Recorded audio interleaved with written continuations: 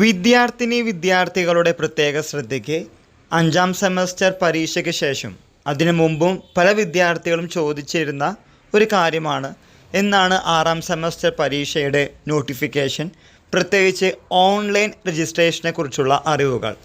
6ാം semester രജിസ്ട്രേഷനുമായി ബന്ധപ്പെട്ട notification Calicut university release ചെയ്തിട്ടുണ്ട്. മുഖ്യമായ കാര്യം എന്തെന്ന് ചോദിക്കുകയാണെങ്കിൽ 6ാം സെമസ്റ്റർ പരീക്ഷകൾ 2019 അഡ്മിഷൻ ഓൺവേർഡ്സ് അഥവാ 2019 അഡ്മിഷൻ മുതലുള്ള വിദ്യാർത്ഥികൾക്ക് 6ാം സെമസ്റ്റർ പരീക്ഷയ്ക്ക് ജനുവരി 1, 2025 മുതൽ അപേക്ഷിക്കാവുന്നതാണ്. ആവർത്തിക്കാം.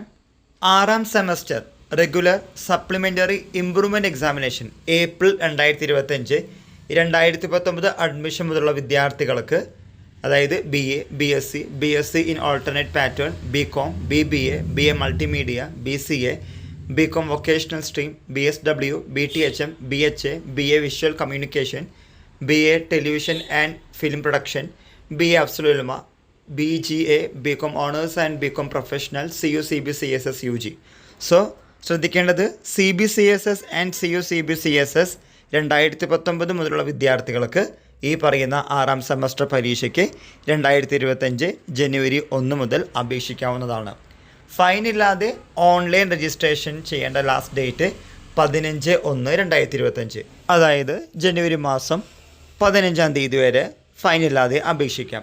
എന്നാൽ ഫൈനായിട്ടുള്ള 190 രൂപയോട് കൂടി ഓൺലൈൻ രജിസ്ട്രേഷൻ ചെയ്യേണ്ട അവസാന തീയതി 20/1/2025 ആണ്.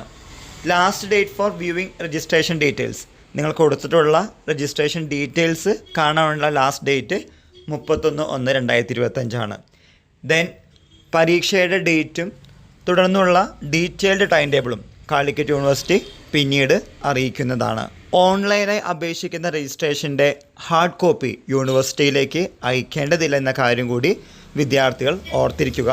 എന്നാൽ ഓൺലൈൻ രജിസ്ട്രേഷന് ശേഷം കിട്ടിയിട്ടുള്ള ആ പ്രിൻ്റ്, ആ സോഫ്റ്റ് കോപ്പി ഹാർഡ് കോപ്പിയായി എടുത്തു വയ്ക്കുന്നത് ഫ്യൂച്ചർ റെഫറൻസിന് നല്ലതായിരിക്കും. ഇക്കാര്യങ്ങൾ മനസ്സിലാക്കി മുന്നോട്ട് പോവുക. ഈ വിവരം നിങ്ങളുടെ ഫ്രണ്ട്സുമായും ഷെയർ ചെയ്യുക.